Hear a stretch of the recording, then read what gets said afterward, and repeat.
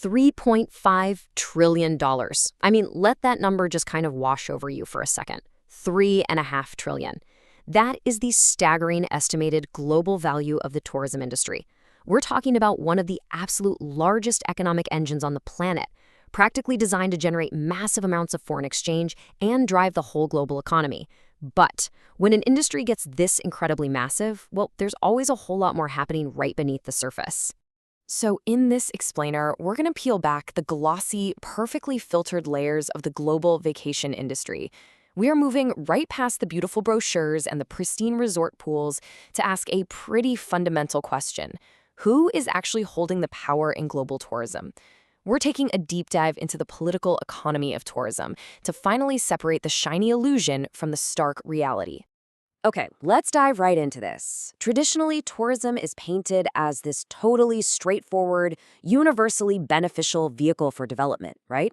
For decades, governments and policymakers have heavily focused on these surface-level perks. It brings in foreign exchange, it creates local jobs, it diversifies economies that might be heavily reliant on agriculture, and it's generally just seen as a safe development option. And sure, the measurable economic benefits are huge, but viewing tourism strictly in simplistic, monetary terms, that creates a massive blind spot to the actual socioeconomic reality going on underneath. To truly understand what's going on, we need to swap out our lenses. We need to look through the lens of political economy. This approach looks right past the raw monetary data to examine the hidden socioeconomic forces and the actual power relations that create commodities for the market. It digs into the divisions, the conflicts, and the inequalities that inevitably arise from all this production. When we apply a political economy approach to tourism, we're basically asking, why does an industry that brings so much capital into developing countries also seem to perpetuate structural marginalization? A really major pillar in understanding this is dependency theory. Now, this gained a lot of traction back in the 1960s as a critique of standard modernization frameworks. This paradigm essentially argues that developing nations aren't just somehow behind on a normal evolutionary economic path. Instead, internal and external structures keep them actively dependent on developed countries. When these nations interact in the global economic scene, dependency theorists argue that the whole system is ultimately designed to siphon economic surplus right back to the dominant countries. So this dynamic creates a really fundamental, kind of harsh split. You have the metropolitan core versus the underdeveloped periphery. The entire global economic system practically operates between these two poles. Think about it. The core isn't just where all the world's tourists come from. It's home to the commercial interests that actually control the industry. They take the raw destination experience, package it, and control it, while the periphery gets trapped in this unequal cycle of capital flow, completely dependent on the center for investment and manufactured goods. To see how this actually plays out in the real world, there's a scholar named Stephen Britton who absolutely hits the nail on the head. He noted that when third world countries participate in international tourism, they basically have to accept various commercial practices dictated by others simply because foreign entities are the ones defining, creating, and supplying the new industry. Britton called this the enclave model of tourism. Because developed nations originated the modern tourism industry, they hold all the major commercial advantages. I mean, they own the airlines, the tour operators, the booking systems, and they end up imposing a mode of development that, quite frankly, heavily mirrors historical colonialism. Now, what's really fascinating, and maybe a little unsettling, is how you see this dynamic play out in the everyday operations of a destination. Take tourist hotspots in India, for example, places like Jaipur or Agra. The entire industry there is frequently oriented completely around pleasing the Western, often American or European tourist. Hotels are serving continental breakfasts, local staff are explicitly trained in Western mannerisms, chefs are preparing fusion cuisine to safely introduce Indian flavors to a Western palate, and even the decor and music are distinctly Euro-American. The destination literally molds its own identity just to fit the comfort zone of the core. And this brilliantly illustrates one of the absolute most frustrating mechanisms of this unequal relationship. It's a concept known as leakage. See, when transnational hotel chains move into a developing country, they very rarely invest heavily in the broader local infrastructure. So what happens? Local taxpayers and the destination government end up footing the bill for the roads, the power grids, the water, and the sanitation. But the transnational hotels and foreign tour operators, they're the ones reaping the massive profits from the tourists who use that exact infrastructure. The capital just flows right out of the periphery and leaks straight back into the core. Which leads to a pretty frightening metaphor from the research: tourism as mining. Yeah, mining.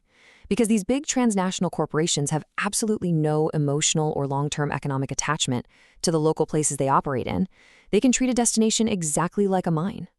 They extract whatever they need, sucking dry local natural resources, overusing the water, clearing out forests, and if the infrastructure crumbles or the environment gets totally ruined, well, they simply move their capital to the next lucrative destination. A really stark example of this happened in Kerala, where huge tracts of essential mangroves were just cut down to build hotels and malls, which severely disrupted the local ecological balance and left the area way more vulnerable to natural disasters. Now, you might be thinking this is just an international rich country versus poor country thing. Actually, scratch that. It happens domestically too. Studies have shown how dominant regions within a single country will exploit the subordinate ones. In India, for instance, wealthy metropolitan city dwellers often act as the core when they visit smaller, rural, and less prosperous destinations. They hold the purchasing power, they dictate the terms, and they frequently end up exploiting local residents who have to reorganize their entire lives just to please these urban tourists. And the layers of power go even deeper than that, right down into intense local hierarchies. Because it's not just big city dwellers versus villagers. Local participation in tourism involves its own super intricate power dynamics. Take many pilgrim destinations in India, for example. Local tourism there is heavily, almost exclusively, controlled by pandas, which are hereditary temple functionaries.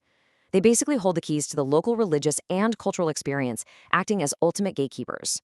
So while transnational corporations are dominating the macro level, you have local elites wielding massive power over the distribution of tourism revenue right there on the ground.